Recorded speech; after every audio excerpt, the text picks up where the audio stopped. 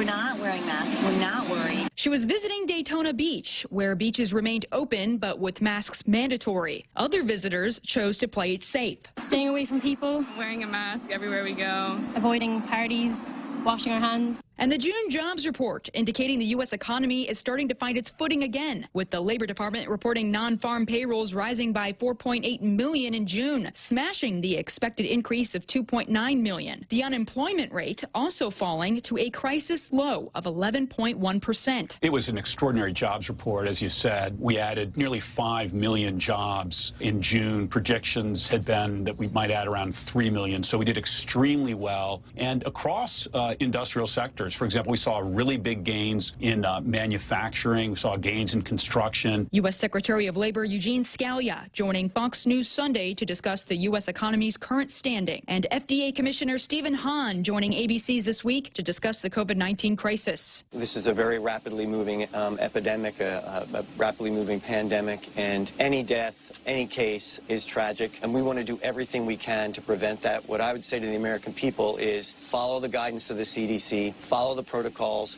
of the local and state governments. Also new tonight, Tony Award-nominated actor Nick Cordero, who specialized in playing tough guys on Broadway and such shows as Waitress and A Bronx Tale, has died in Los Angeles. He suffered severe medical complications after contracting the coronavirus. He was 41. America is listening to Fox News. Oral magunom, matana lom suman kumin healthy and lessness. Karingin kumniki mit saye nakshi kesin zinkinyen fashil klan masenge. Inwangin takayani and wangin napashali, matana lom suman. Akayakom, is mongle, ashosh, kamofal, esukumines be vitamin nasum. Karingin gubsifena in niceness in tia apashali. O about to kungom som na yen, tia kalmotom, infame, inwelum, e aknas na siyen kumatakyan. Inaksafye akola. Arela emergency contact list lom, aroy nash mo aknas nas ka onlo in nomsuman, nakarangin in jash mit masin nomsuman. Aro makuno minako ye aknas na siyen kuam in nasnas aim safe. Nanakmanas, matana in nomsuman. Message saying ye masin manyatlu, Micronesian Resource Center at Choice Broadcasting. Tropical storm Edouard has formed over the far North Atlantic, but the storm poses no immediate threat to land. The U.S. National Hurricane Center in Miami says Edouard has winds up to 40 miles per hour. It's expected to become a post-tropical storm on Monday. No coastal storm watches or warnings are in effect. And coronavirus cases increase in states across the U.S. Fox's Christina Coleman reports. Cases in Florida rose by more than 10,000 since yesterday. Texas and Tennessee also recently shattered records for single-day increases in coronavirus. And today, new details on reopening efforts in New York City. The city will move into phase 3 of reopening tomorrow. And even though the state of New York has seen a huge drop in coronavirus fatalities, with 8 deaths reported since yesterday, Governor Andrew Cuomo is hitting the pause button on reopening indoor dining in New York City. He says he's doing this out of an abundance of caution after seeing other states' experiences with indoor dining. More than 36 states are seeing a spike in COVID-19 infections, including Tennessee. And the prospect of a COVID-19 vaccine still appears to be a long way off. But a top administration official says other approaches to fighting coronavirus are being assessed. Food and Drug Administration Commissioner Stephen Hahn says it is still important for people to wear masks and keep their distance. On ABC's This Week, he added, while the effectiveness of drugs like remdesivir is being evaluated, so is the use of convalescent plasma. That's where you take the plasma from someone who's recovered and give that natural immunity to someone who is currently sick. We're looking at whether that's effective or not. It appears to be safe. Hahn says he can't predict when a vaccine will be available, but he says the science leading to one is being followed. Fox's Grinal Scott reporting. I'm Mary Corsetti, and this is Fox News. Chili's Chili's introduces the new crispy ribs. Mouth-watering Texas-sized ribs tossed in country fried steak batter. Order your crispy ribs as an appetizer or a full rack entree with your choice of 2 sides. Each order comes with one of 3 new dipping sauces: the creamy avocado salsa, sweet Kentucky, or the sweet mango chipotle sauce. Chili's crispy ribs are available for a limited time only, so hurry in and enjoy a crispy, juicy ribs experience today. Chili's is on the 2nd floor at the Tumon Sands Plaza. Chili's, we do ribs like no place else. Hafadade, this is Carl from APL Guam. Here at APL, our expertise and extensive network can help you grow your business and reach out to more markets. As a responsible carrier, APL is also committed to a sustainable future. Whether it's protecting the environment or investing our efforts in giving back to the community, our dedicated team in Guam and on the U.S. mainland are here to support you. Call 588-4651 or visit apl.com. You've got a job to do. Having the right equipment for the job is critical, and East West Rental has the exact tools you need. Get it done faster with the right stuff, whether it's landscaping tools, concrete tools, lifts, trucks, lights, generators, trench boxes, welders, tents, tables, and chairs. They're here to help you tackle any project you're working on, big or small. Open Monday to Saturday, 7 to 5, closed Sundays. Find what you're looking for at East West Rental Center in Upper Tumon or call 646-1463. Tall Tales with Bob Klitzkie is brought to you by Bank Pacific, banking on the Pacific for 66 years. Welcome to Tall Tales with Bob Klitzkie, the only show on talk radio where common sense is a lot more common. Phone lines are now open at 888-TALK. That's 888-8255. And now, The Point proudly brings you Tall Tales with Senator Bob Klitzkie. A well-regulated militia being necessary to the security of a free state, the right of the people to keep and bear arms shall not be infringed.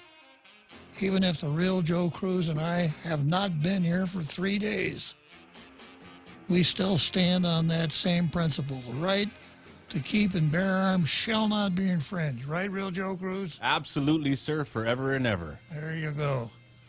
Let's go straight to Demi Ikotny.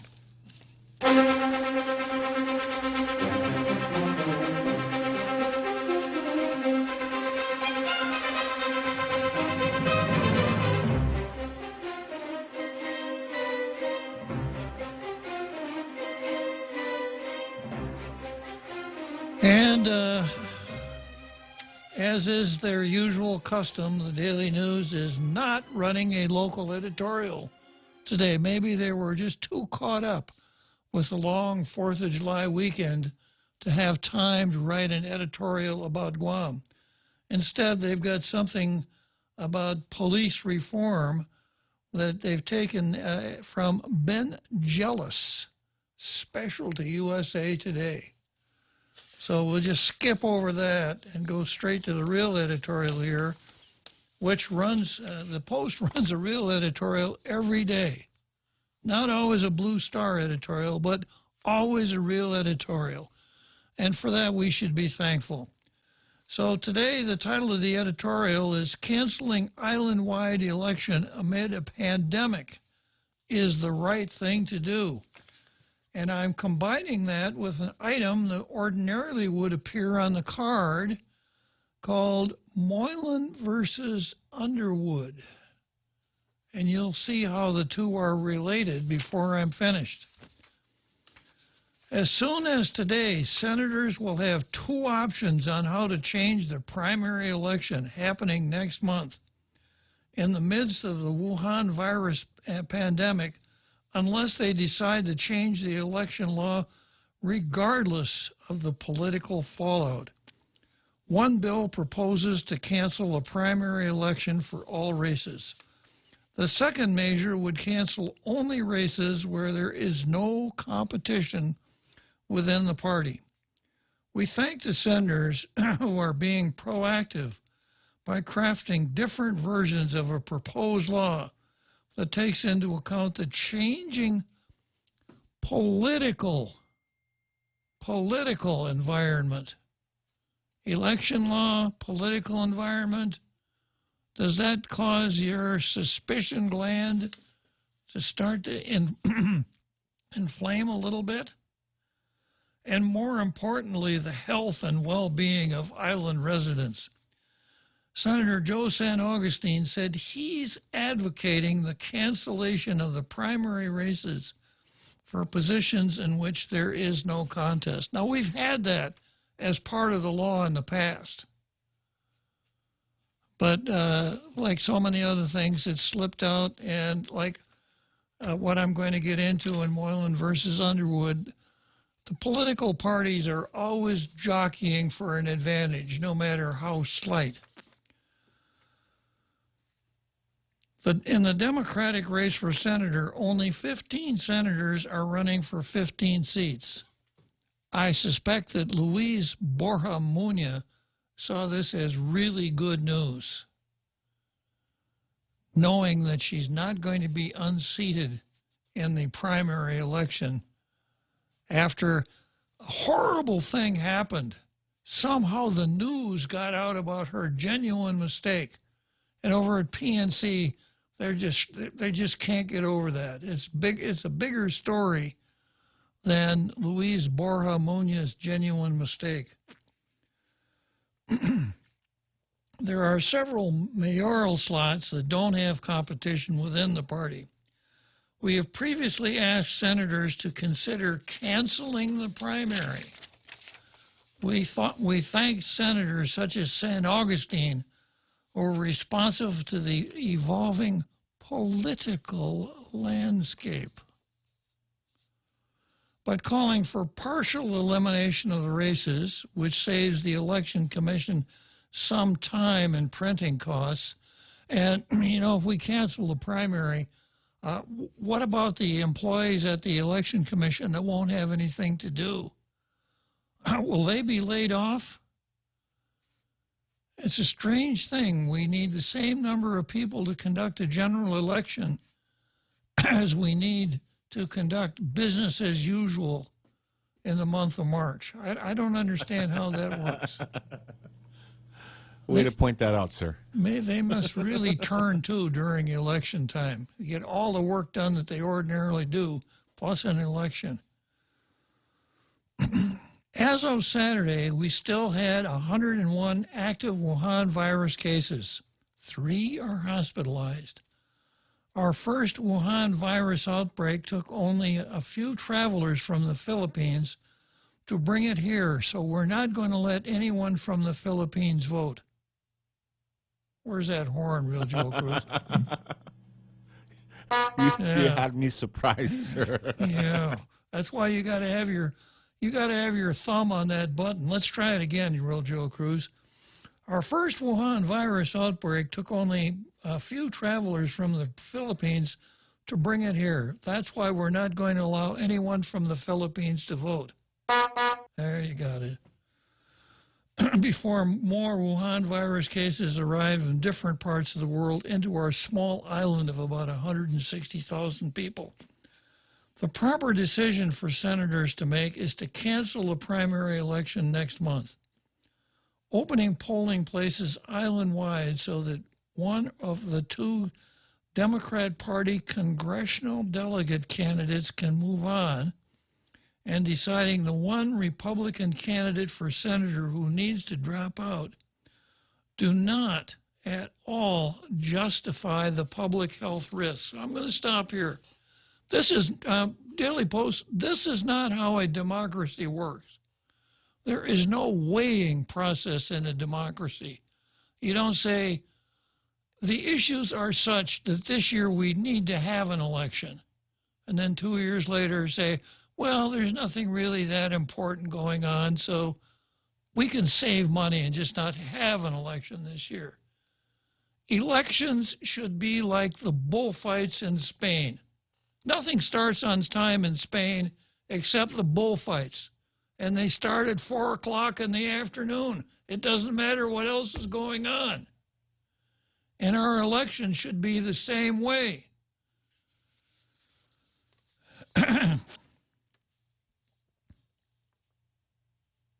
The The proper decision for senators to make is to cancel the primary election next month, opening polling places island-wide so that one of two Democratic Party congressional delegates can move on, and deciding the one Republican candidate for senator who needs to drop out do not at all justify the public risk.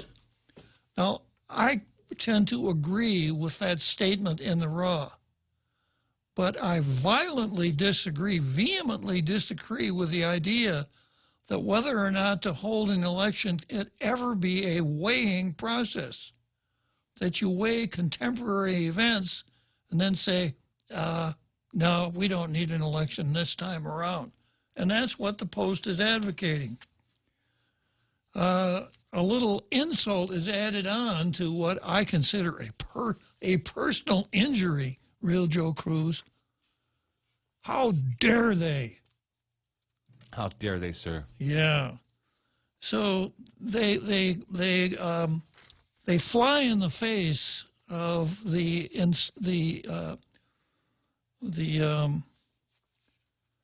what word am I looking for here? The indestructibility of the election process, as I have just so clearly explained, and then they come back with an insult to add to the injury. They say, it's a no-brainer, really. Well, okay, if it's a no-brainer, call me the Scarecrow. Lions and tigers and bears. Oh, my. If I only had a brain, right? Yeah. Because obviously I don't have one if I thought the thoughts that I just thought and expressed over the air. It's a no-brainer. But it's crazy how we still have to keep pushing for senators to shut the primary election door so we won't have a breeding ground for more Wuhan virus infections. Nice imagery, Daily Post. I'll give you credit for that. Nice imagery. The last thing we want is for senators to say, oh, well, too late. The ballots have been printed. My bad. Now, I agree with that. This, you know, if you're going to be in the legislature, you have to be decisive, and you can't let events control you. Okay, the punchline here. GEC should hold off on printing the ballots until all these issues are resolved. How would GEC make that decision? Again, this is more of the same thought process. Well, you know, we better not print the ballots until we're sure we're going to have an election. Then we run the risk of coming up with one of those, well, yeah, it's Saturday, and the primary, according to the law, the primary is supposed to be here, supposed to be held today, but we won't have the ballots until tomorrow. So we'll hold the election Monday or next Saturday or some other time. Not good thinking. The election mechanism should be exactly that. It should be self-propelled and self-actuated, and it should go by the calendar, and then there are benchmarks in the calendar. On such and such a date, candidates got to turn in their packages, and so on. Okay, so that's the editorial. Now I get to Moylan versus Underwood. And this relies on an article in both the Post, the Post. A couple articles in the Post. The Post started stumping for this a couple of days ago. And then today, as we're on July 3rd, there was a story about it. And Moylan had got some coverage that he said at 8 o'clock in the morning he's going to be down there handing in his bill to cancel the primary this year. Okay, now this is the problem here. There is a contested race, and that is the race for the Washington delegate. You know, I just kind of went on the obvious, and I thought there were 3 primary candidates in the Democrat primary for the nomination, and that no one was running as a Republican. Well, I was kind of right, because Will Castro is running as the Republican. But putting that aside, there is a contest on the Democrat side between Michael San Nicolas and Robert Underwood. The way the system is supposed to work, those two are supposed to go through the primary, and when the primary is over, there will be one, count them, right here, one Democrat candidate on the ballot, and there will be one Republican candidate on the ballot, right? Kind of a 50-50 type proposition, so that if you go to the polls and you want to vote in that particular primary, and parenthetically I'm going to add that's where everybody's going to go, because there's no contest, no heated contest anywhere else in the ballot. I don't know how that 16th Republican will fall out, but I'm not really that interested in it. One day I'll handicap the field and I'll tell you which one is going to fall out. But most people are going to think, I'm not going to go and vote in the Republican primary where there's no action. I'm going to sneak over and I'm going to vote in the Democrat ballot. Because one, I really want Robert Underwood to be the Washington delegate. 2, I really want Michael San Nicolas to be the Washington delegate. 3, I really don't want Robert Underwood to be the Washington delegate. 4, I really don't want Michael San Nicolas to be the Washington delegate. Yeah, okay, yeah, but what about over there on the Republican side? Reality sets in here. Will Castro might have a chance of getting a job in the office of the winner on the Democrat side, but that's as close as he'll ever come to being Washington delegate.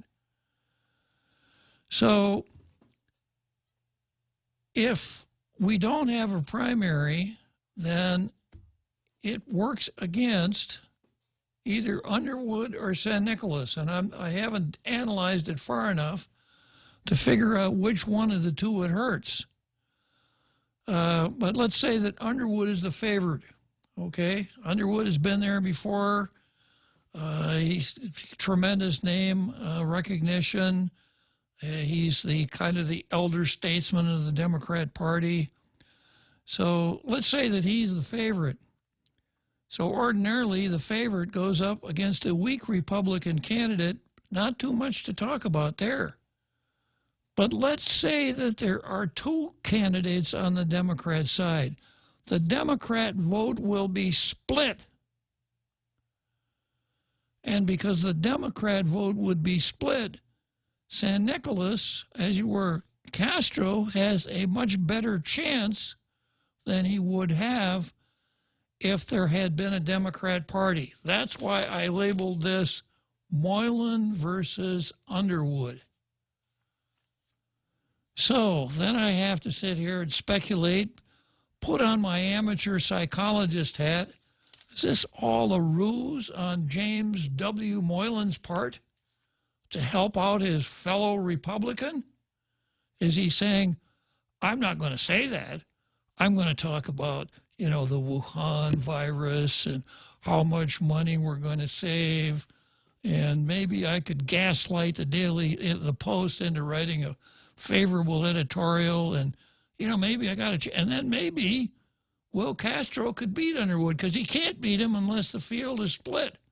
Is this what James W. Moylan was thinking when he went to the legislature this morning at 8 o'clock to introduce his bill to do away with the primary election? Got some of that 19th floor music there, Real Joe Cruz? Let me ask the question one more time. Was James W. Moylan thinking, I'll introduce a bill and I'll talk about saving money and the Wuhan virus, etc., and I'll do away with the primary, not telling anybody that I'm doing it to help Will Castro.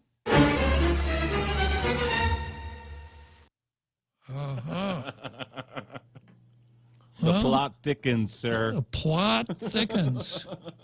And this is exactly the point I want to make. Don't screw around with the election. If you want to change the rules for next election, for the 2022 election, great. Do it now. But don't wait till people have filed their papers and you know who the candidates are and then say, oh, I got a really good idea. Let's cancel the primary election. Not a good idea. And then, of course, one of the things that we're always very careful about here on Tall Tales is the dreaded slippery slope. So, you know, we're only going to slide down that slope a little ways this time because the Wuhan virus is a black swan. We'll never be in this situation again. And then we got the situation where there aren't any contested races. So we'll just do it this one time. But, you know, once you start sliding down that slope, next time around, some brilliant strategist was going to say, you know, if we change the primary just a little bit, if we just tinker, our guy's going to have a lot better chance. I'm going to advance that. And the critic jumps up and says, you can't do that. Well, we did it before and nothing bad happened. Not a good idea. If you read the court cases that deal with challenges to election mechanisms, the courts will even say, even in a case where they find a violation of the Voting Rights Act, if it's too close to the election, they're not going to change the rules for this very reason. And we shouldn't either. Now, while we're here, I got to do this again. I guess we'll call it Father Bob's homily, okay? Because I have to give this sermon about what the primary election is and what it isn't. The primary election is not to do the party's work for them. It is not to choose the party's candidates, which they should do themselves. It is a public election. It is an official public election, and it goes all the way back to the progressive era. That was the old style progressive, not these knuckleheads we have running around now who made such a mess out of the word liberal that they tossed it away and started calling themselves progressives. But back around, the turn of the last century, the progressives said we need to do three things to affect, favorably affect our political process. We need to be able to recall public officials. We need to be able to enact or repeal legislation by referendum. And the third item was we need to be able to choose the candidates in a primary election. And the argument was, this is back in the days, of political bosses, Tammany Hall, fixers, the political bosses, the big city machines, who always met in smoke-filled rooms. This is one of the big reasons against the anti-smoking campaign that we saw start in the last century. It wasn't anything about tobacco or lung cancer. It was about politics. No more smoke-filled rooms. So dark smoke-filled rooms? Smoke-filled rooms, yeah. So the way it worked was the party bosses, maybe a half dozen of them, the ward healers and the party bosses would get together in the smoke-filled room, and they'll say, yeah, him and him, yeah, he's a good contributor, yeah, him, he goes along, he follows the party line, him, yeah, okay, we got our ticket. And the people, the critics, the Fourth Estate, the real newspapers that they used to have back in those days said, this isn't really a choice. we get to go to the polls on a general election and vote for the people that the party boss has already picked. So if you don't play the game with the party bosses, if you were a 1900 Ken Leon Guerrero, you're never going to get on the general election ballot, because the party bosses would only put people on the general election ballot that stuck strictly to the party line. So that's why we have primary elections. It's not because the parties want them, it's because the citizens wanted them. I'll come back and finish up my homily here in just a moment.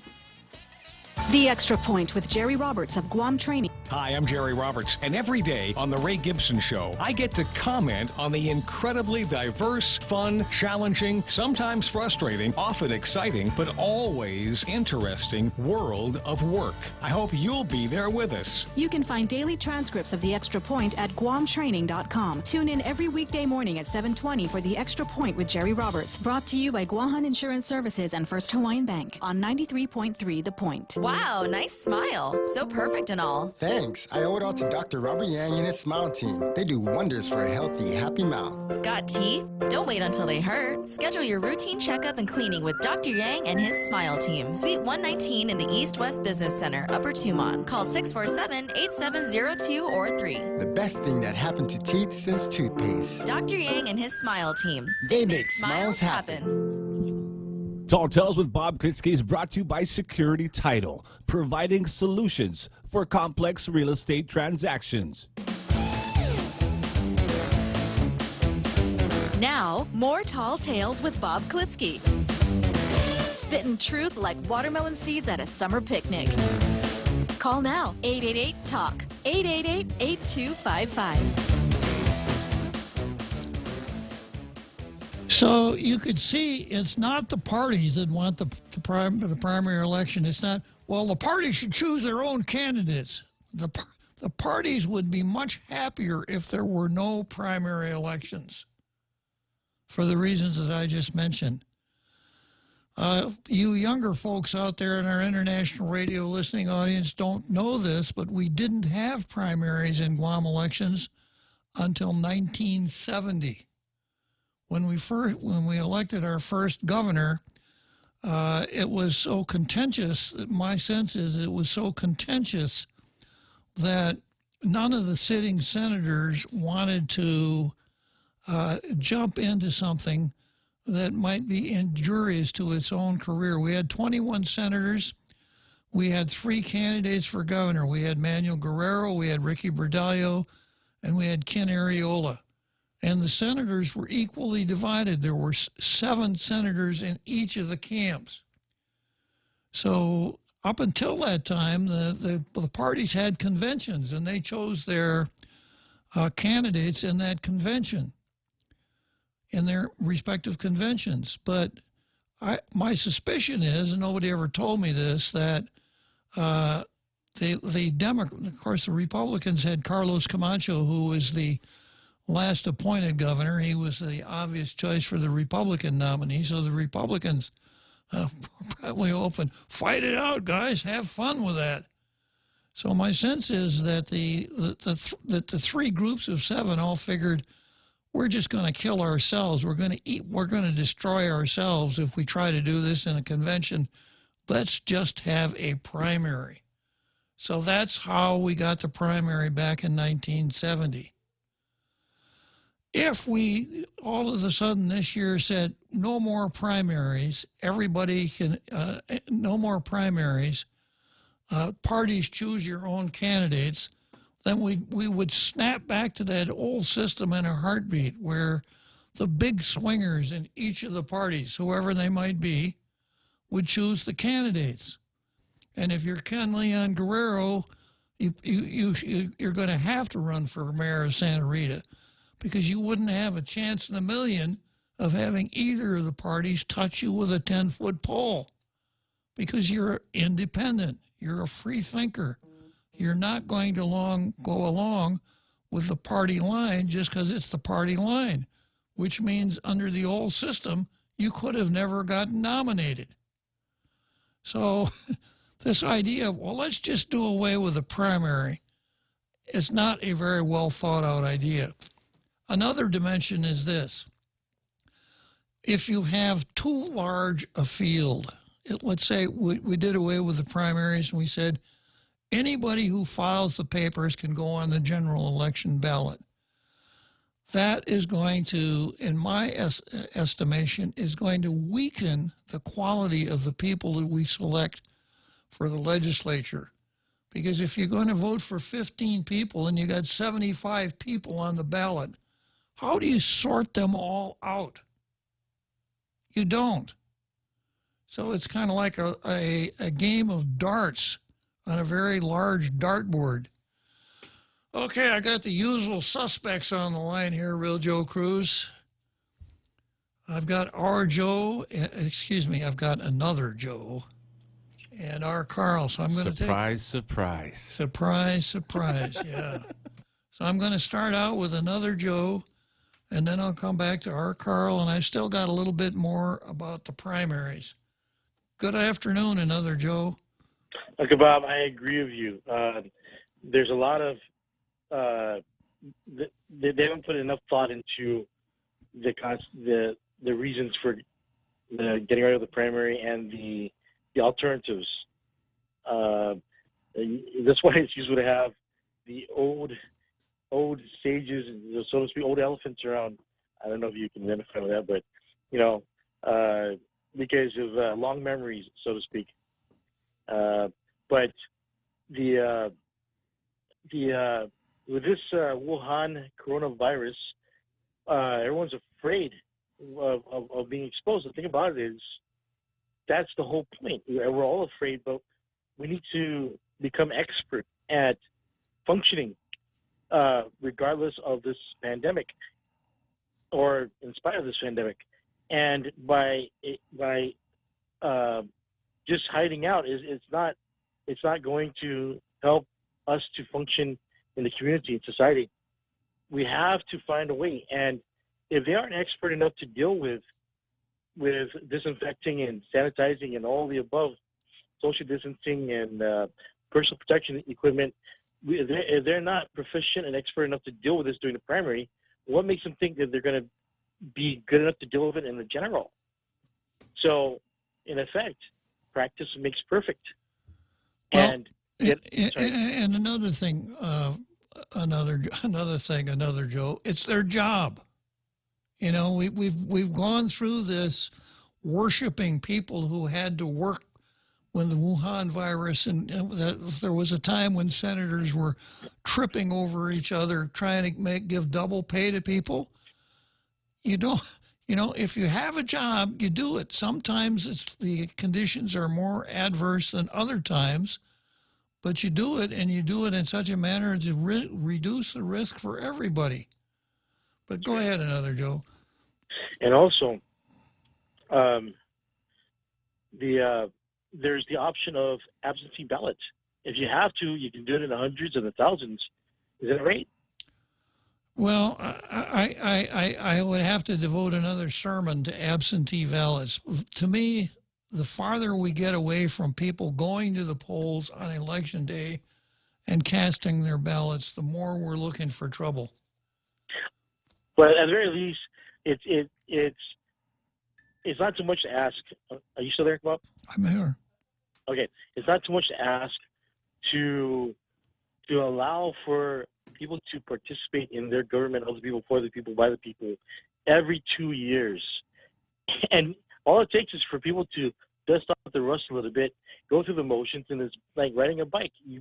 You remember quite quickly, and you go through the process, and it becomes a less painful process. You have to go through the motions, and it's only every 2 years that we get the opportunity to participate in government. So it's almost, some people will say it's priceless. So why give that up? If it's really something the majority wants to give up, they need to go through the normal protocol or process going through the motions. And I forget, Uncle Bob, did you say that the governor enacted some executive order at the beginning of this year, which makes it more difficult to get announcements? One of the first things the governor did was got the open government law, so it reduced our ability to see what's going on in our government. So, in effect, this could be a partial grading or judgment of the governor's management styles, governing style, so to speak, which will cause her to think twice. That's the whole point of democracy. Rob, is if we can convince her to listen to other people, allow them to have a dialogue with her, to allow them to share ideas with her, she might factor that in and make decisions accordingly, which people can identify with, which will cause less tension, less conflict, less disagreement with her, and then which will improve her odds of being reelected. I'm just saying, Uncle Bob, there needs to be participation. It's, like you say, open government, dialogue. These are all things that go hand in hand that need participation and involvement of the people, because we are the government of the people, for the people, by the people. So one last thought, Uncle Bob, is the education system. I don't think we're getting enough. We're not getting enough participation and feedback from the parents, the families who put their kids in school. They're not. I don't think the Department of Education is allowing them to give their perspectives enough. We're not hearing enough, and I think that they're satisfied with what they're doing so far, but maybe it's not the best we can come up with because there's not more participation from the parents. I mean, if we have to go back to like a Little House on the Prairie style of teaching with multiple grades in a classroom, which isn't difficult to imagine. You got multiple kids in a family of different grades. It's very similar. You're going to have to teach your kids at different grades, according to their understanding and grade level. There's going to be shared resources. So I'm just saying there needs to be more input, more participation and feedback from the parents and the families provided to the Department of Education, and possibly they need to look at how the private schools are doing it, because no doubt they're getting feedback. The parents are giving their money. No doubt they're going to give feedback on how they want their money spent. So I just want to include that last thought there, Uncle Bob, and hear what you got to say about both the election season, primary in general, and also the Department of Education, the way that they're adapting it to the kids going back to school. Thanks a lot for your time, Uncle Bob. Good talking to you, another Joe. So a democracy is an iterative process. It can't all be coming from the government to the people. There has to be a return channel from the people to the government, and that's why elections are so important. And that's why I'm just not happy at all with this idea of canceling the primary, the slippery slope, and the idea of not having primaries at all, because it greatly increases the strength of a governor when you don't have primary elections, because the governor has the first crack at being the party boss, because it's the governor who controls the patronage within the executive branch. So a governor choosing who's going to be on the general election ballot is only going to want to have people on that general election ballot that, I was about to say she, but I caught myself, Joe Cruz. The governor is only going to want to have people on the general election ballot that they think will be favorable to their administration. So it's not a good idea. Okay, I've got our Carl coming up here. Our Carl, we got just a few minutes before, I think we'll take the seventh inning stretch, right? And then we'll come back to our Carl. Okay, we'll take a break, sir. Yeah. As we stand up to coronavirus by standing back with social distancing, Bank Pacific reminds you that you can come to the bank without going to the bank. Use many of our other delivery platforms like online banking at bankpacific.com, accessing cash at our ATMs, shopping with our debit cards. For businesses, we have secure cash and check drop windows, and we are employing a new smarter mobile app with remote deposit capture in the next few weeks. We're all in this together, and together we will win. Bank Pacific. Brothers but branches, we place roots. Member FDIC. Half a day. This is Michelle from APL Guam. Here at APL, our expertise and extensive network can help you grow your business and reach out to more markets. As a responsible carrier, APL is also committed to a sustainable future, whether it's protecting the environment or investing our efforts in giving back to the community. Our dedicated teams in Guam and on the U.S. mainland are here to support you. Call 588-4651 or visit apl.com. Tall Tales with Bob Klitzkie is brought to you by Mezcla Chamorro Fusion Bistro. They're open in Agania for dine-in, takeout, and delivery services from Monday through Saturday, 11 a.m. to 2 p.m., 5 p.m. to 9 p.m. Call them at 479-2652 and get your mezcla fix today.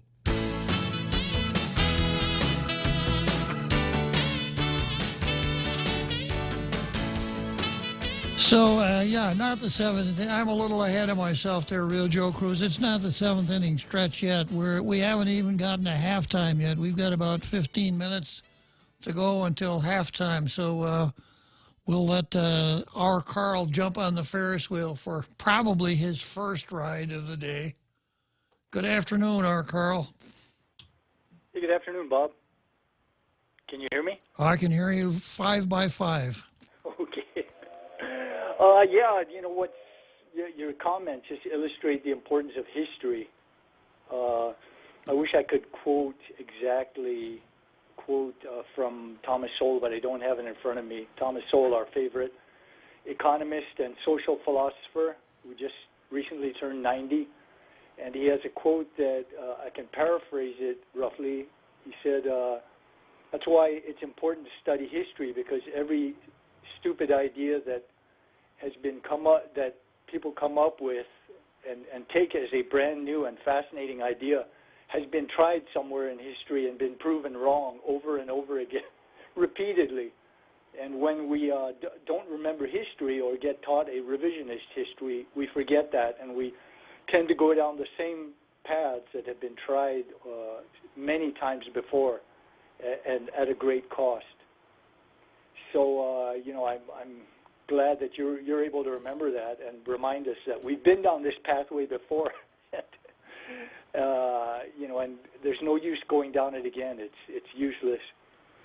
I have to wonder, is there some strategy behind this? Does some party bosses want us to go back to the old party boss system, where they could pick and choose who could run? They all would if they could, but of course it's not the kind of issue. It's not, as the saying goes, it's not the mountain you want to die on, because party bosses who come out and talk about not having an election, that wouldn't sit well with the voting public. So it's the kind of thing that has to be achieved in a rather surreptitious manner, so as not to provide too much blowback. Yeah, the older I get, the more cynical I become, especially about politics and politicians. So my suspicious nature, my suspicious radar pops up when something like this happens, and I have to wonder, is this some kind of strategic way to, go through the back door and get back to the old party boss rules? Anyway, I had a question I wanted to ask you, and I'm sure you'd be able to enlighten me on it. There's this system, I think, especially in California, it's popular. It's called jungle rules.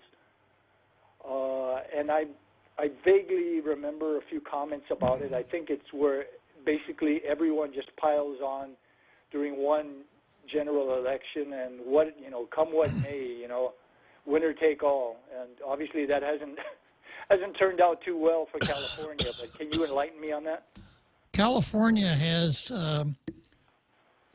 There was a case, California Democrat Party versus Jones, that held that the California's how best to phrase this? There's a First Amendment dimension in requiring too strict adherence to parties.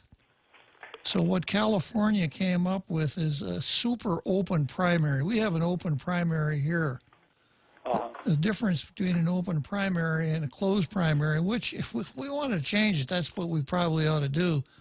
A closed primary would mean something along the lines of you sign up with your political party 60 days before the primary, and when you go to the polls, you get your party's ballot. You don't get to decide once you're inside the voting booth. But in California, you're given a ballot, and the top two, for instance, for attorney general or governor, the top two go to the general election, even if they happen to be in the same party. It's called a blanket primary. That's pretty much what they call jungle rules, right? That's Yeah. So in effect, then the primary election doesn't have the function of sorting things out party by party, but it's more a limiting of the field type of an election. So you got 5 people running for governor, 6 people running for governor, 6 Republicans, as you were 3 Republicans, 3 Democrats, and the top 2 happen to be Democrats. They're the ones that go on the general election ballot. What if you have a mixed ticket, where they're Democrat and a Republican? They of course go on the ballot, right? California, I don't think California has a single ticket for governor and lieutenant governor. Oh, okay. A lot of states don't, and even the United States didn't in the beginning. So would you advocate something like that instead of? No. Okay. No, I wouldn't. I am in favor of political parties. I don't like the idea of doing away with the primary. And if anybody wanted to toy with the primary elections, then I would not be opposed to going to a closed primary election instead of the open primary election that we have right now. Yeah, I'm skeptical of what California is doing because it's basically become a one-party state, and it doesn't look like it's going to change anytime soon. No. Yeah. Okay. Well, thanks for enlightening me on that. I was just wondering what your thoughts were on that. Thank you. Okay, Carl. Good talking to you. Or Carl, signing off. So let's see. I got about 8 more minutes here. I think I've pretty much covered everything I wanted to cover with respect to primary elections. Once again, if anyone is interested in primary elections, we might give some thought to the idea of having a closed primary election. Because the way things are right now, it's almost impossible to have anything like party discipline. And I hear that, where is that guy? The smart money? The guy sits over here and lazy boy. Well, there's no difference between the parties in Guam anyhow. What difference does it make? Well, that's not exactly true. The Republican parties tend to be the anti-abortion parties. And needless to say, the Democrats are the pro-abortion parties. And there tends to be some affinity between the national party platforms and the local party platforms. And, of course, people don't realize this, but at least as far as the Republicans are concerned, the Republicans have someone called a National Committee man and a National Committee woman. And every Republican Party in every one of the states and territories sends a committee man and a committee woman to Republican national headquarters. And that's kind of the legislature of the Republican Party. That's the decision-making body of the Republican Party. So for us, we have as much clout with the Republican Party as the states of New York or California are concerned.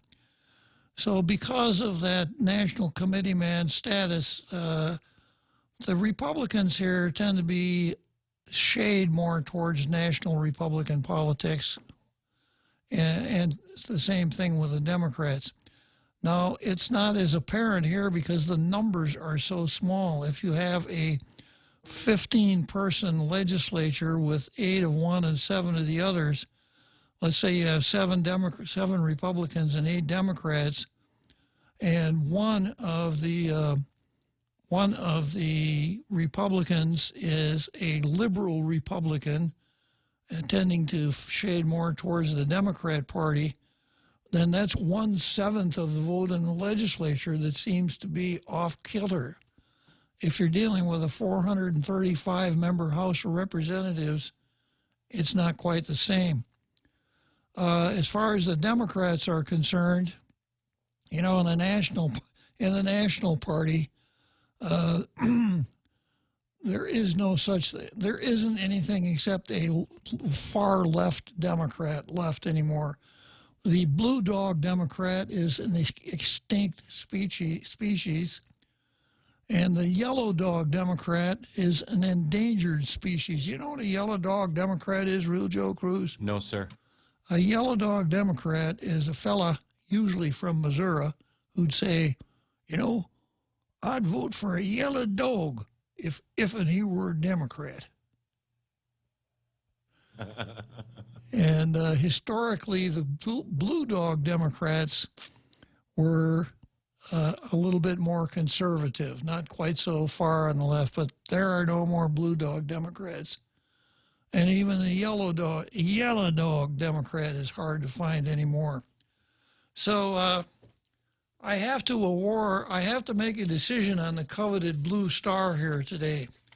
So here's the wrap on the Post today. The Post stepped into an issue that needs to have editorial opinion brought forward. So that's good. And it's a pretty well-worded editorial. The theory advanced in the editorial is dead wrong. Meaning that I don't agree with it, which is the definition of dead wrong on Tall Tales. If I don't agree with it, it's obviously wrong, right, Real Joe Cruz? Yes, sir. Yeah. So a properly worded editorial with a good punchline that speaks to an important issue, etc., even if I don't agree with the theory, it usually has a really good chance of getting the coveted blue star, unless there's something in the editorial that pisses me off. Here it is.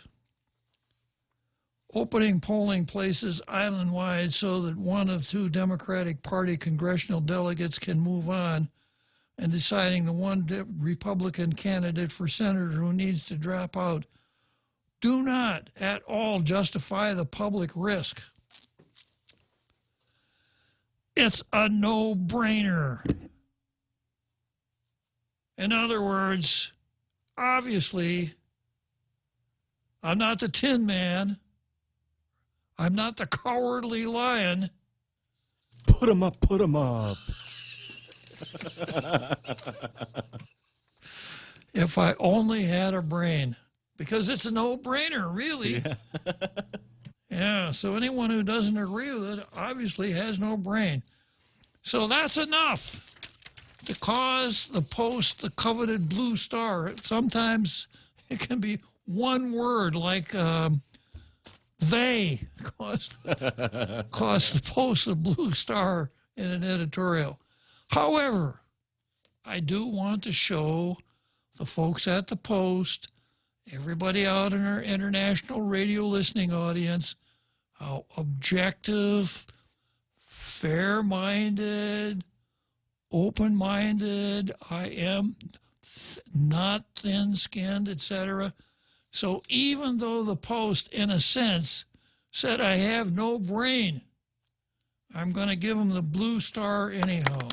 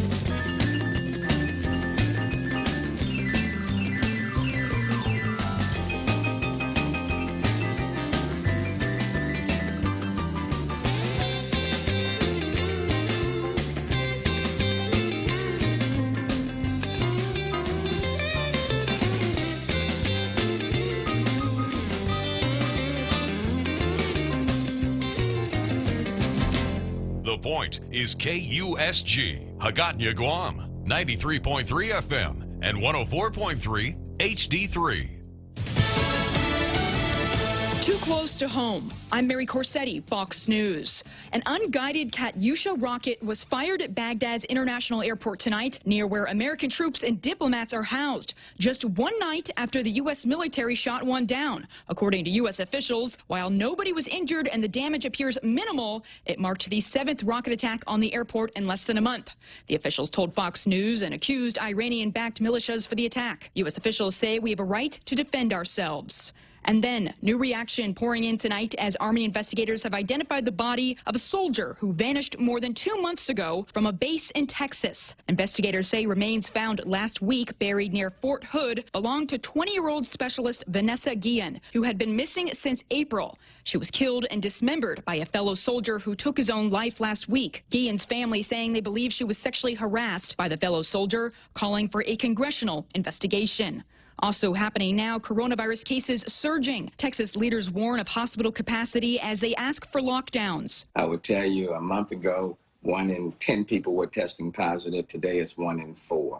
The number of people who are getting sick and going to the hospitals has exponentially increased. The number of people in our ICU beds has exponentially increased. That's the mayor of Houston, Texas, Sylvester Turner, speaking on CBS's Face the Nation. Also on the program, the former FDA commissioner, Scott Gottlieb. The total number of deaths is going to start going up again as the number of hospitalizations starts to spike again. So we're going to see deaths creep up, and I wouldn't be surprised in the next 2 weeks to see deaths go over 1,000. And then a shooting at a nightclub in Greenville, South Carolina, has left 2 people dead and 8 others injured. Authorities are now searching for 2 suspects. America is listening to Fox News.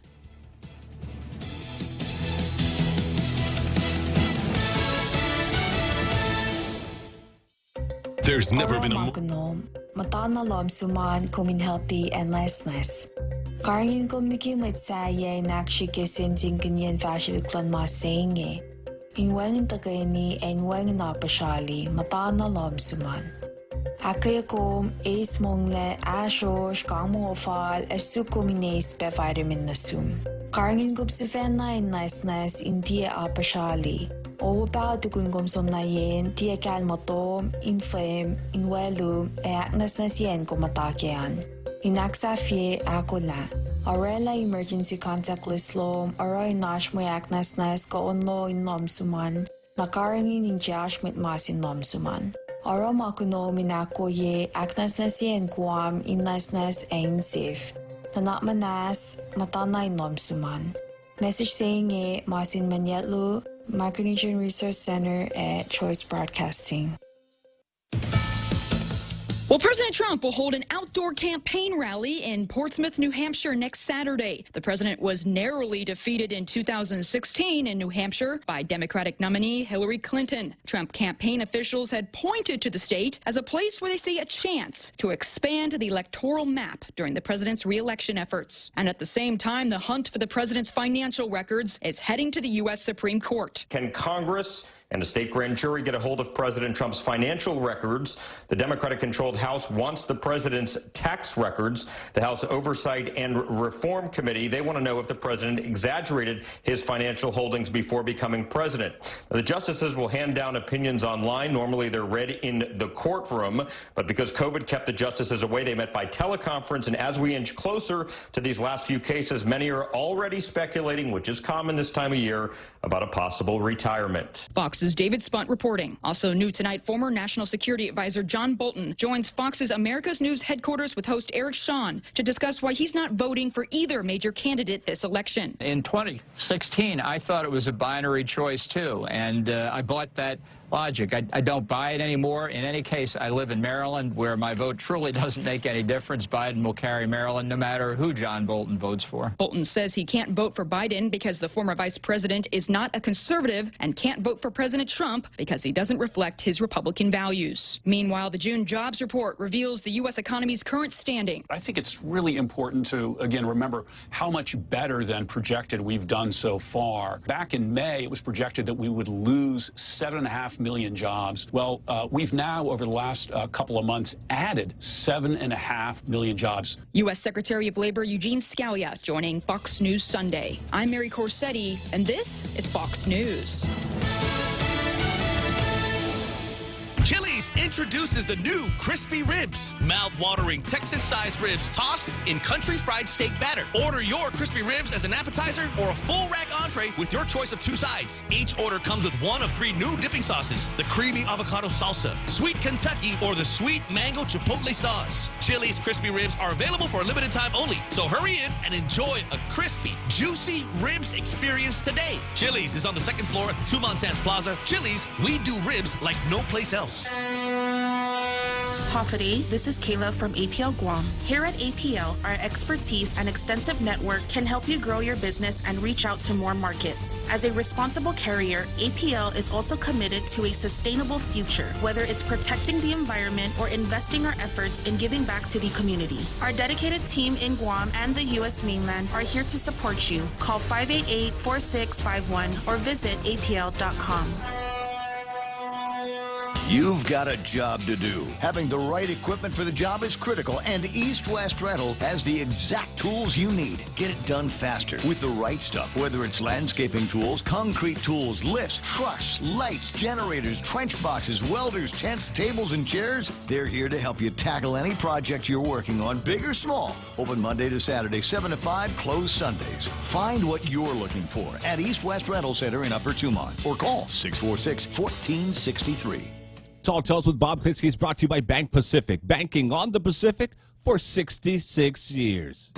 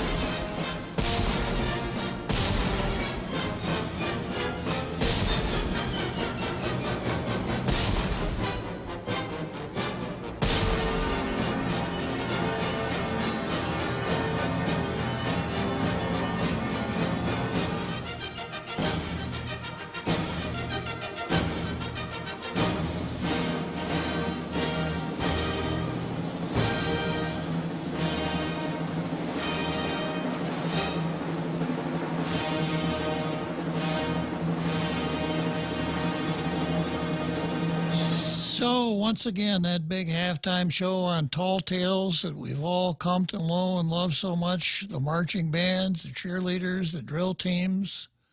We used to have synchronized card sections up in the grandstand, but there are no people up in the grandstand now.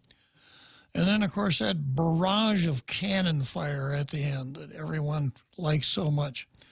So that means we finished the first half of Tall Tales. We are now in the second half of Tall Tales on Real Joe Cruz and my favorite day of the week. We love Mondays because even though we've burned up a whole hour of Tall Tales already, we still got the rest of today and 4 more whole days to be in touch with our international radio listening audience out there. And 4 more whole days of Tall Tales. Doesn't get any better than that. Let's take a look at the card. This is what I've got. I've got, well, the usual Troy versus Janela. Janela's up to 45 days now since she muted, as you were, since Crystal Paco issued what we'll call the Janela apology substitute. We have Tina versus Emergency. And Tina, it's now been, let's see here,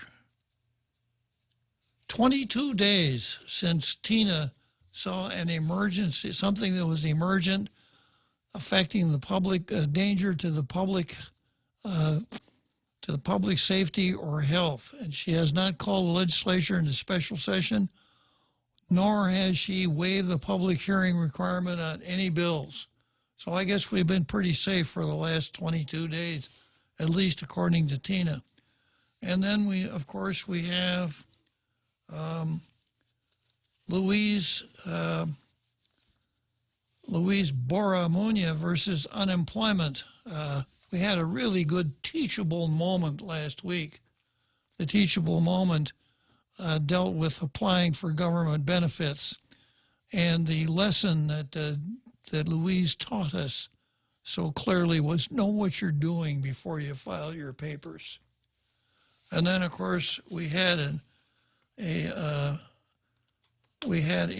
almost a thrilling moment when May Habib, the reporter for the Daily News, brushed aside all of this stuff about Senator Louise Muñoz making a mistake, which she characterized as a genuine mistake. So that's the second teachable moment. If you're going to make a mistake, make sure it's a genuine mistake. So after laying out what Louise Muñoz had done, applying for unemployment money when she was making over $55,000 a year, that's just a classic oops. Or there would have been a time when teenagers could have cleared the air with a simple, oh, my bad. And that's kind of how May taught it, but treated it. Then she goes on to say, a bigger question in all this is how Muñoz's application information ever reached the media. That was a real shocker, causing me to say, what we ought to do is make the public records on all of these ex gratia payments public records so that we can look out for people, even the ones that make honest mistakes, so they don't draw money when they're not supposed to. So we have that item. And then after that, I've got something I haven't done before. I've got Ryan Calvo versus Prutehi Texan, but it comes in several chapters. So the first chapter is just what it sounds like. The second chapter is Laura Sauder versus America. The third chapter is F.B. Leon Guerrero was a fascinating force in Guam politics by Michael Vivacqua. And then we have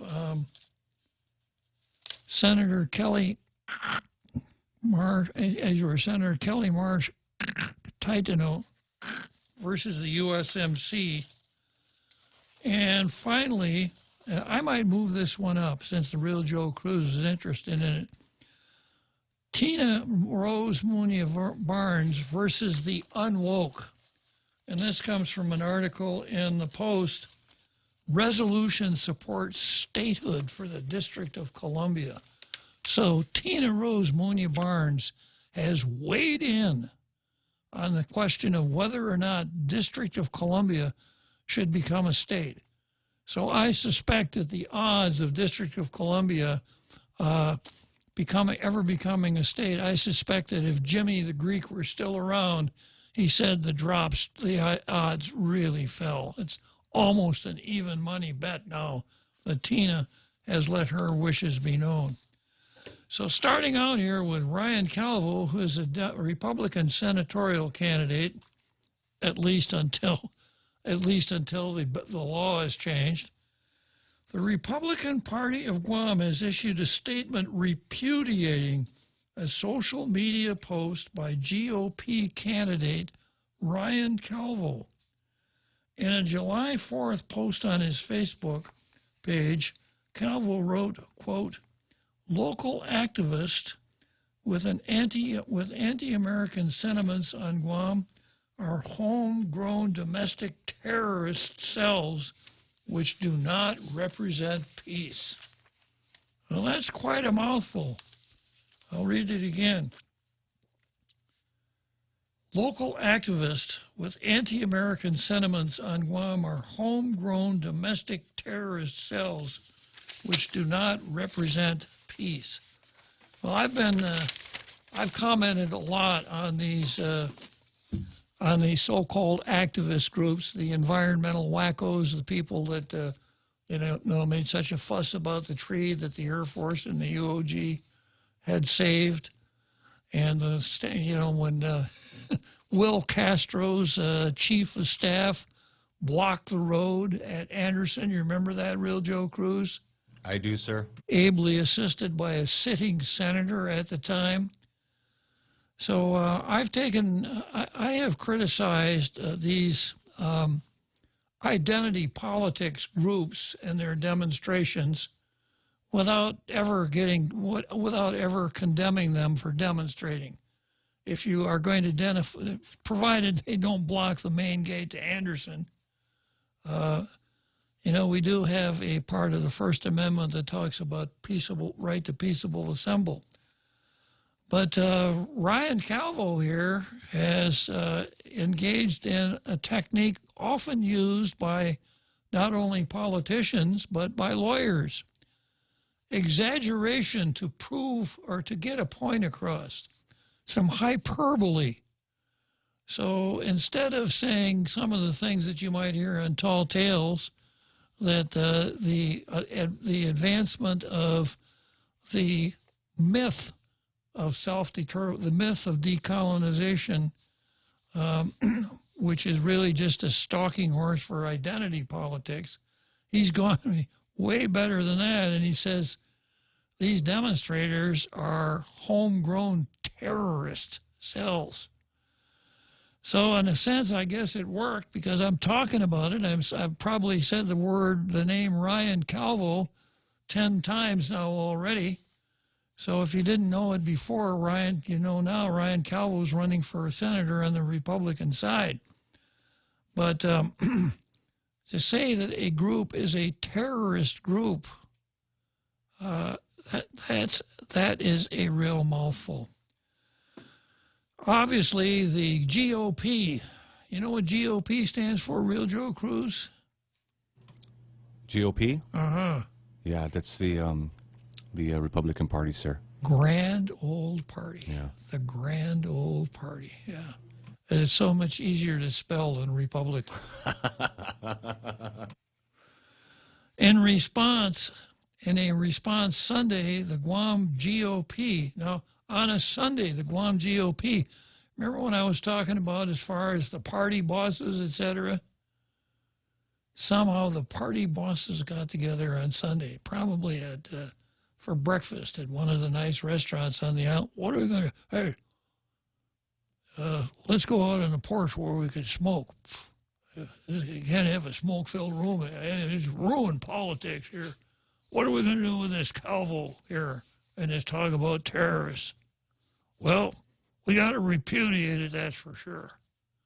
So they did, and they got their release out so that it appeared in Monday's paper. In a response Sunday, the Guam GOP issued a statement Sunday saying, the party does not endorse or support Calvo's remarks. These comments are the opinion of Mr. Calvo and not of the Guam GOP. The party says it supports the First Amendment rights of freedom of speech and the right to peaceably assemble, including the right of local residents to demonstrate in support of improved political status, self-determination, or independence. They should have said demonstrate. Otherwise, it makes it look like they're being selective. But anyhow, that's what they said. The Guam GOP recognizes these actions are constitutionally protected and are not acts of terrorism, declares the GOP statement. However, the Republican statement goes on to say that it will not place gag orders on opinions expressed by the candidates running under its banner, as it is also their fundamental right of expression.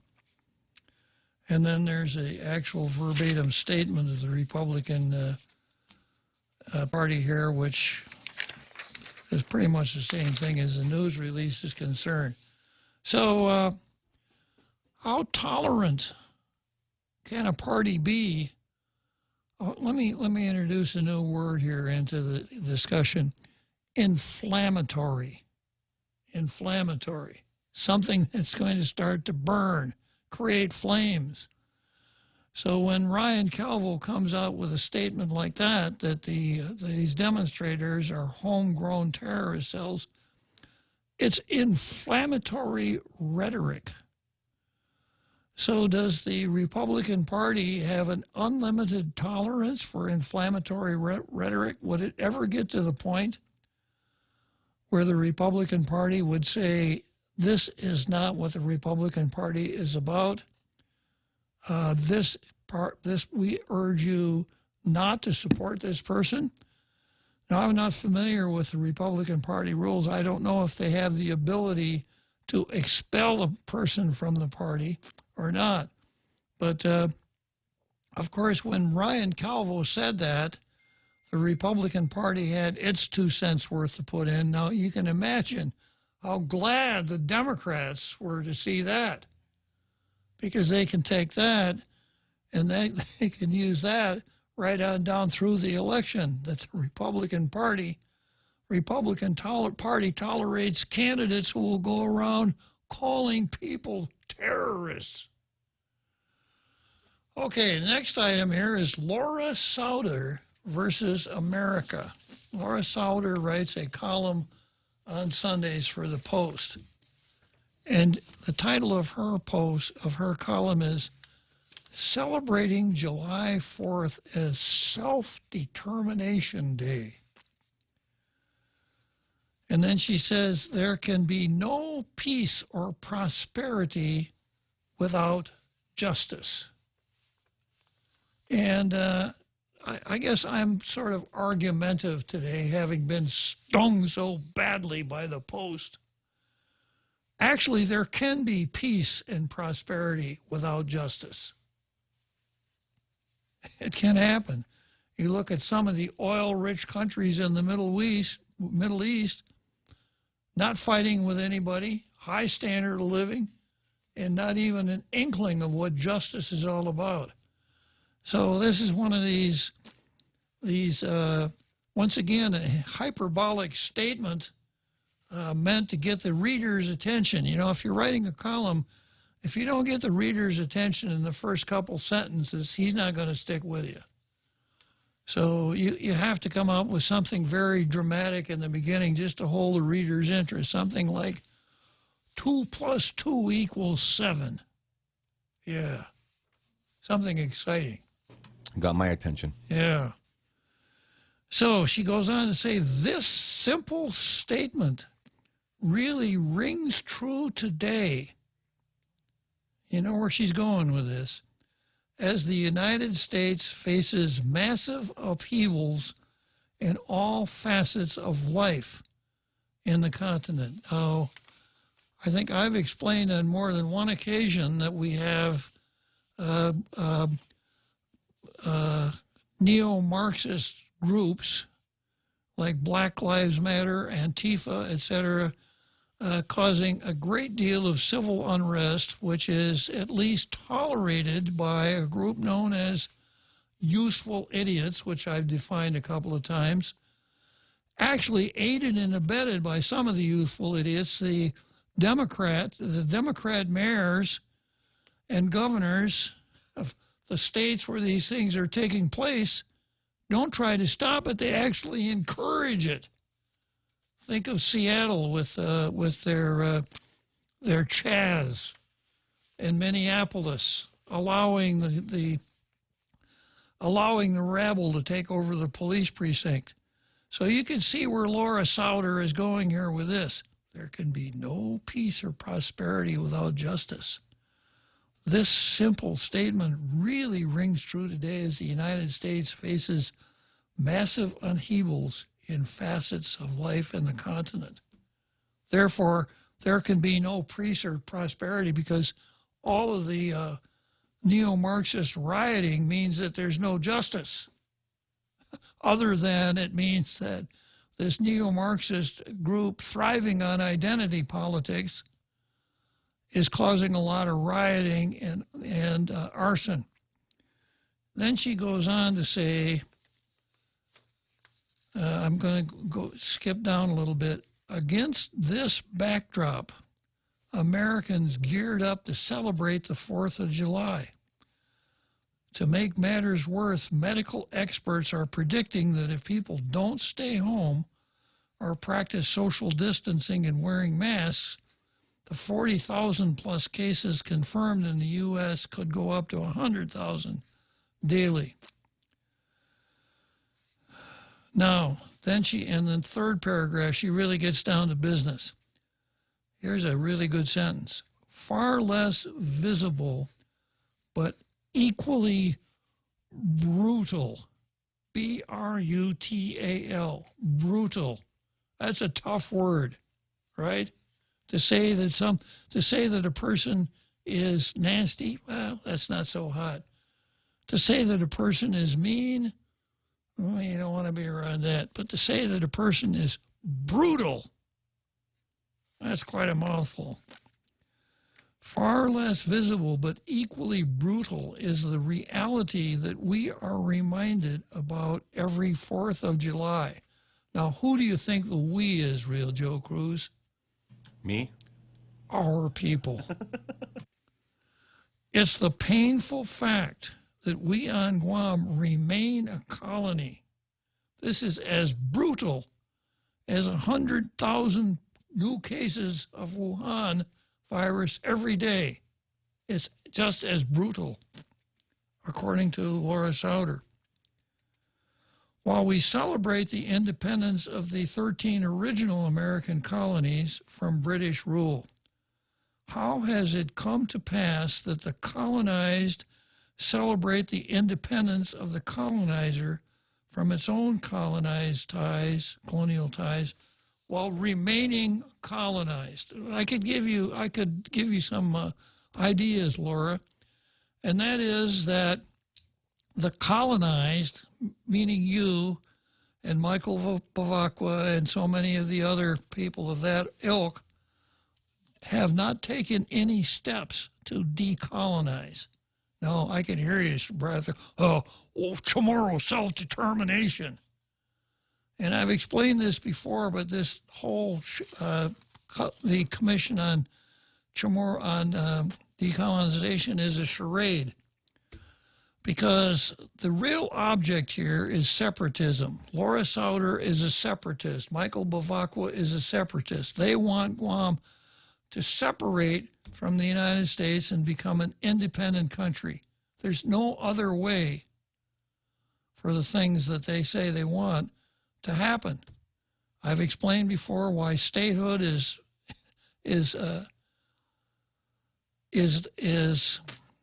a practical impossibility, and that. And check the company WhatsApp, sir, please. Oh, okay. Is it Laura Sauter? No, I believe it's an emergency. Really? Tina Munoz Barnes, maybe? Tina has found another emergency? Yeah, it just came through now, sir. So I don't really know what it is. I didn't open it. I wanted you to be first. Buenas San Hafide. A legislature in Guahan will be called into emergency session on July 8 at 10 o'clock. Wow, I should have kept my mouth shut. Yeah. Well, you spoke too soon, sir. We made it for 22 days. I guess we probably can't hope for a whole lot more than that, right? Amazing we went that long, sir. Yeah, it is. So I don't know what the emergency would be. You know, is it a fire, a flood? I don't think there's a typhoon in the area. No, sir. And I think they've given up on this stupid idea of double pay for government workers, so it can't be that again.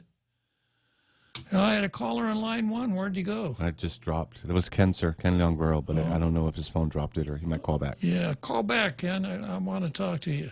Is that him? Yes, sir. Yeah. Hi, Ken. I guess your call dropped. Yeah, hi. How you doing? I'm doing fine.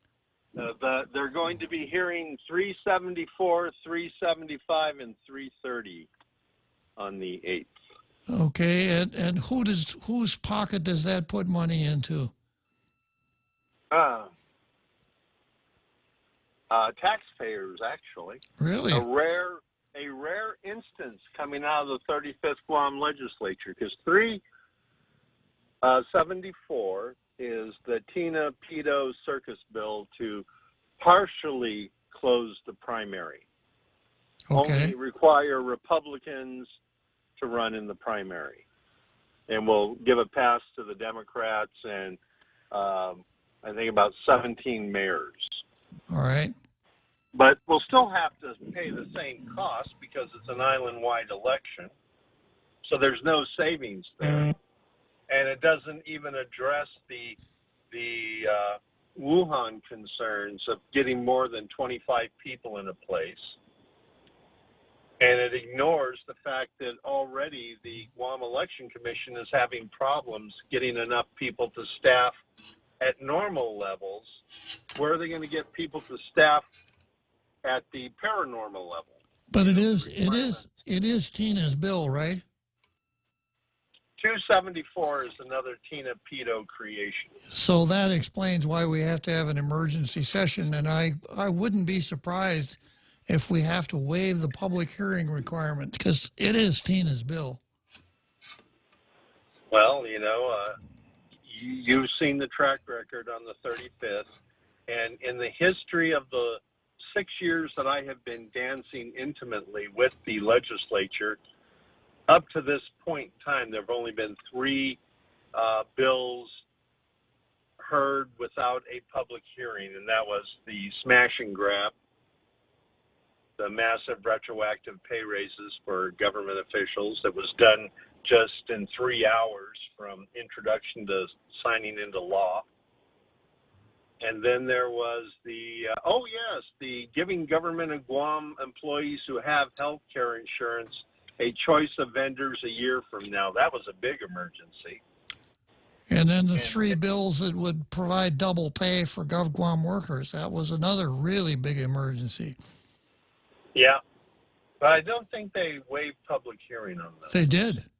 Oh, they did? Oh, okay. Yeah, and they came into session the next day, and Joe San Augustine said, I think we should recess so my committee can hold a public hearing. That shows you how emergent that was. Yeah. And so, that's the history that I missed that one. Because they didn't have the vote on it. Well, so now we're looking at, it'll be interesting to see how these 2 bills fare on the floor. I personally am in favor of 375, which waives the primary election altogether, and everybody who's qualified goes straight to the general. That's much better than the option being presented by the Tina Pedo bill, which is only the Republicans and 9 mayors will have to go to a primary. So, hoping for the best. I think this sudden change of heart came about as people were calling in, and we heard a lot of people expressing their concerns in talk radio today. So I just hope everybody keeps the pressure on and just keeps those emails going with the subject, say, cancel the primary. Did you tune in late today, Ken? Yes, I did. I was in a meeting, and I just tuned in to your show just a few minutes ago. You might want to watch it on YouTube, because I spent almost the first hour on the Post editorial and Jim Moylan's obvious attempt to assist Will Castro to be elected the Washington rep. There's not enough assist in either bill to help Will Castro. Well, you see, I made the point that it is probably never a good idea to change the game change the rules of the game after the game has started, because the single Republican candidate is going to have a whole lot better chance running against a split Democrat field than he would have had the field been winnowed down to 1. And this is the kind of thing that we shouldn't put our election mechanism in a position where it can be compromised like that, even if it's cheaper. You know, that's the same excuse I heard for 6 years. You know, even when I approached the legislature and talked with governmental operations chairs back down to the 32nd, and they always said the same thing. Oh, we can't introduce any bills like this. It's too close to the election. I'm like, it's 15 months away. And they're saying, oh, yeah, but plans have been made. Money has been committed. You know, we can't change the rules now. And I say, well, why don't you make the rules go into effect in 2018? Oh, no, we'll have to wait because, you know, there'll be a new election. I get your point, Ken, but mine is not an excuse. I'm not advancing an excuse. I'm telling you what the pitfalls are when you tamper with the election mechanism after the candidates have already been not only named but given their places on the ballot. It is ripe for the kind of jiggling to try to provide some sort of unearned benefit to one of the candidates. So if we wanted to change the primary for 2022, I'd say fine, but not this time around. Well, that's where we'll have to agree to disagree, because at this time, with government finances collapsing, to spend $350,000 or more just to eliminate one Republican senator from the senatorial race, I don't. No, Ken. What about the delegate race? That's the one I'm concerned about. All right, then two, but you know, not to mention. You look at the numbers. Well, look at what we're talking about here. We're talking about a democracy. Yeah. And the fundamental mechanism in a democracy is elections. Yep. And if anything should be sacrosanct in a democracy, it should be elections. So if you're going to change the mechanism for elections, you shouldn't do it the night before the election. And you shouldn't do it, which is probably going to happen here, without public hearings, because it opens the door for chiseling, like what I mentioned here. You know, I said, obviously Jim Moylan is really trying to help Will Castro. That's why he's introducing this bill. And he's using the Wuhan virus and the economic aspects of it. That's just cover.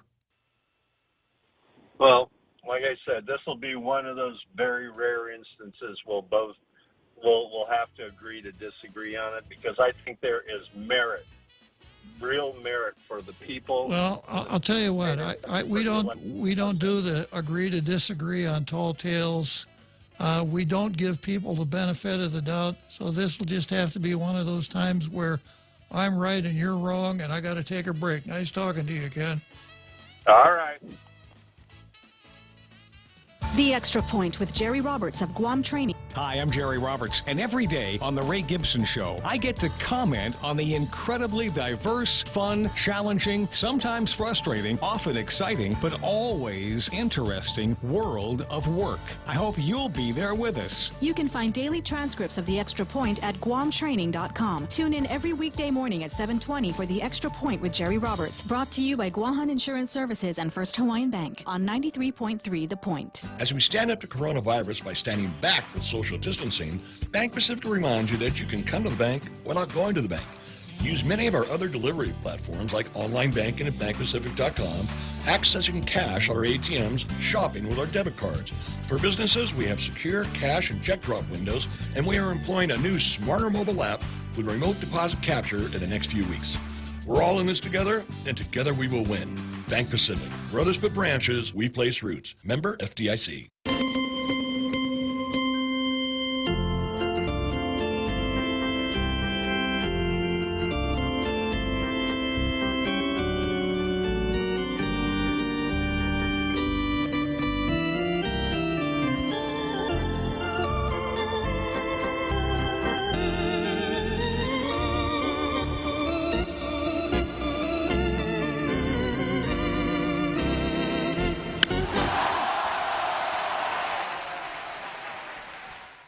So there we are, seventh inning stretch, Wrigley Field, Chicago, and we're back on Tall Tales.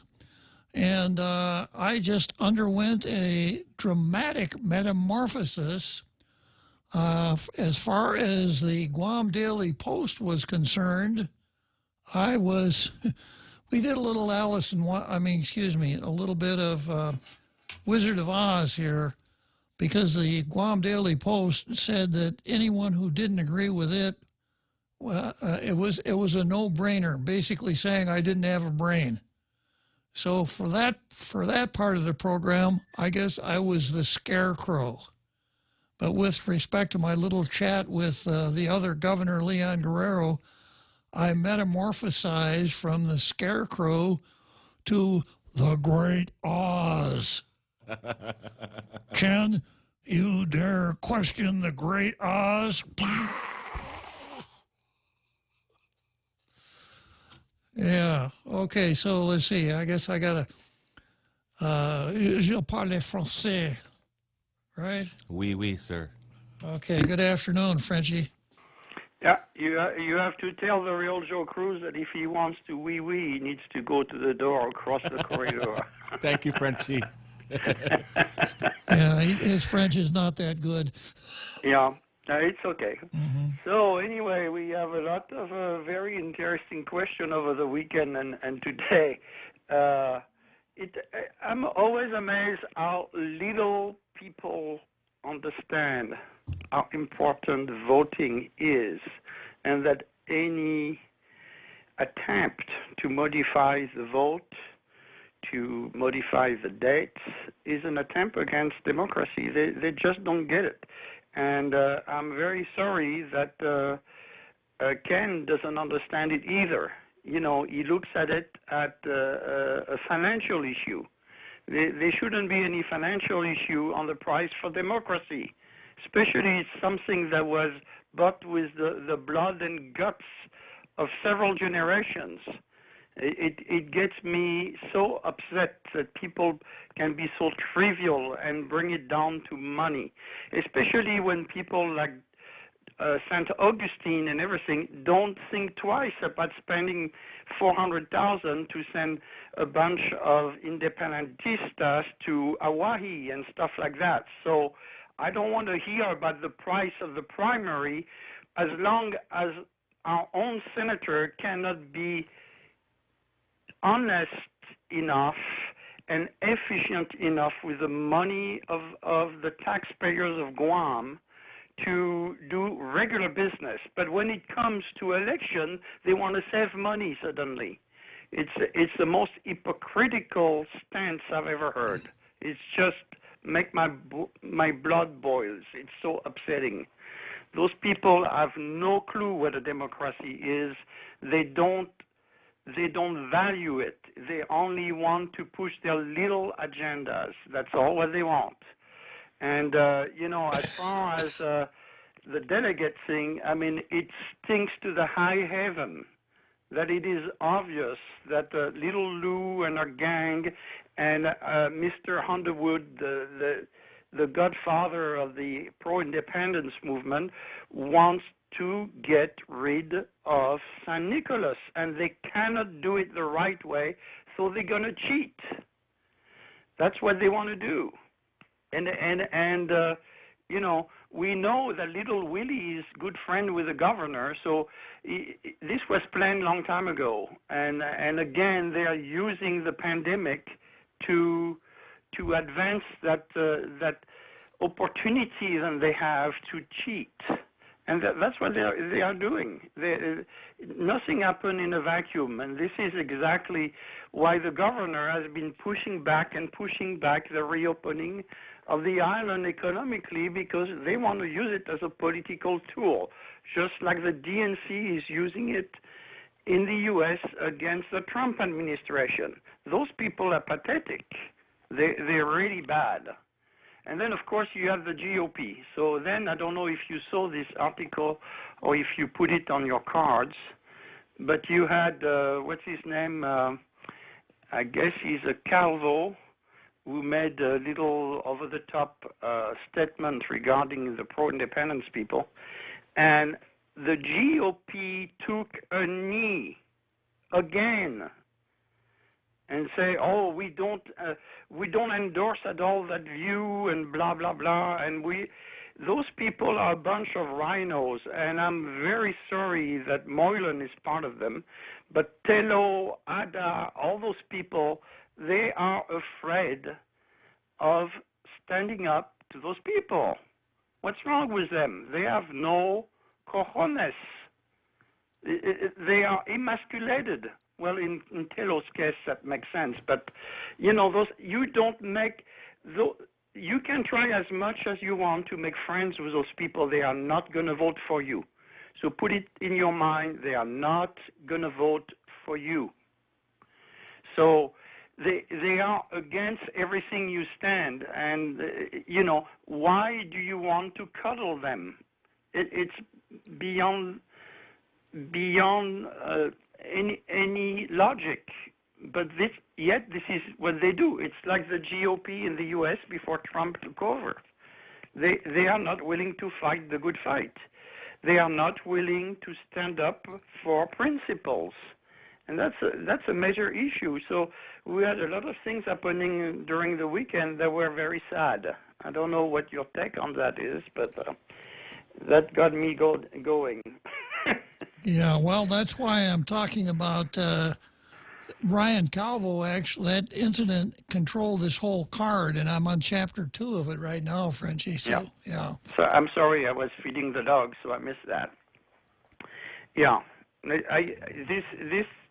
thing is, but it's very revealing of the lack of will from the GOP to take the fight, to use it as a teachable moment and say, okay, you went a little over the top, but on the general ID, you're not wrong, you know. And they say, but they don't. They take a knee.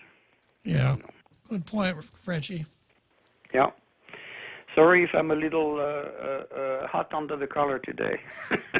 Well, that's what makes for good talk radio. So anytime you get riled up, give us a buzz, okay? Yeah, and then I also will call you in case I am going through a drive-through.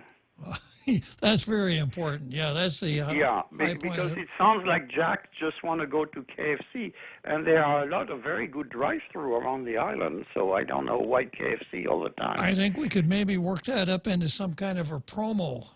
Jack calls Tall Tales from our drive-through.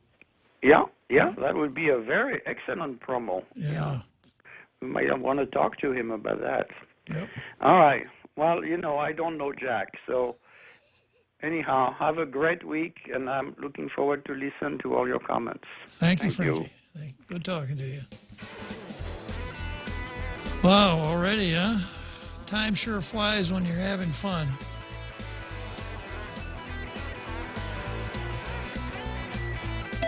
Everyone has a busy schedule these days, and sometimes we forget to schedule our routine dental checkup and cleaning.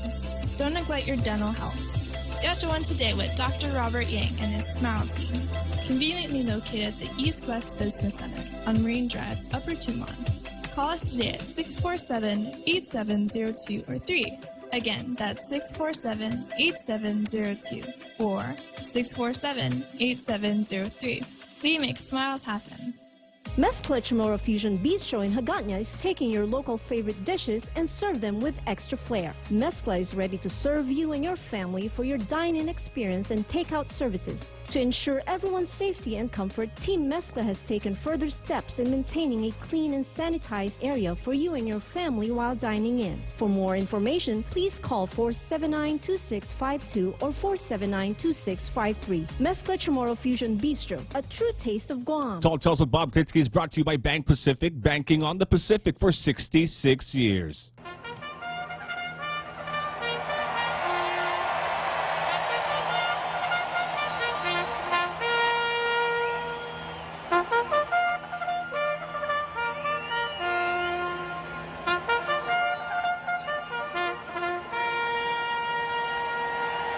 So here we are in the home stretch. Churchill Downs, Louisville, Kentucky. We're going to be riding down the home stretch with our Carl. I'm a little bit curious, you know, spending all that time at high altitude on the Ferris wheel. Carl, do you ever suffer from altitude sickness?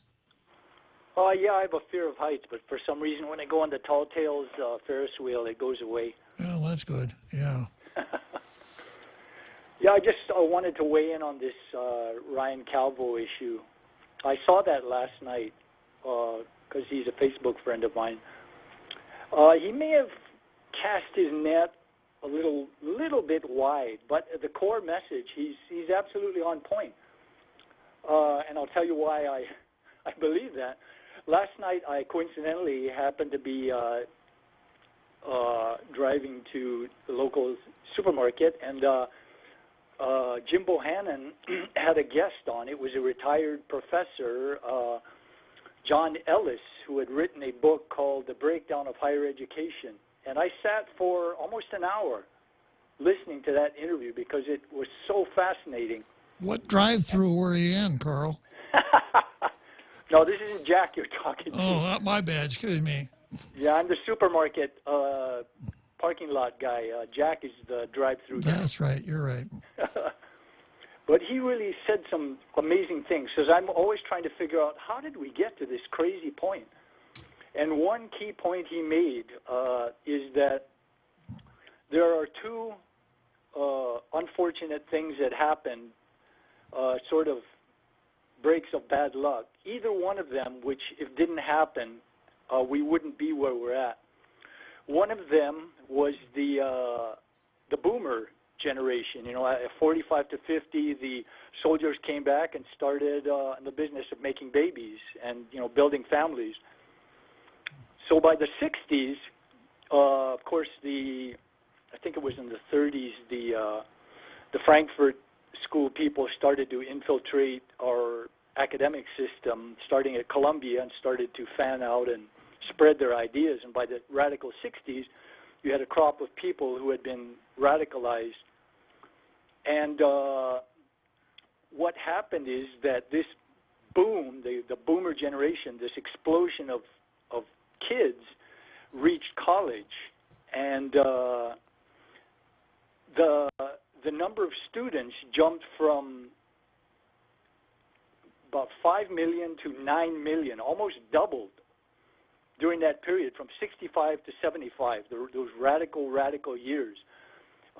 And one of the things that was the radicalizing issue, the sort of, I would call it the George Floyd trigger issue at the time, was Vietnam.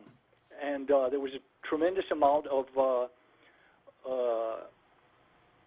activism on the campuses, anti-America, America's horrible, you know, look what America's doing. And so these kids came into this environment and got their views radicalized. And because of the expansion of the students, they also, the universities needed to hire more administrators and more teachers, more college professors. So these radicalized kids fit the bill nicely. And that was, according to John Ellis, the turning point for the campus. When the American campuses took a radical turn to the left, and that was the spark behind it.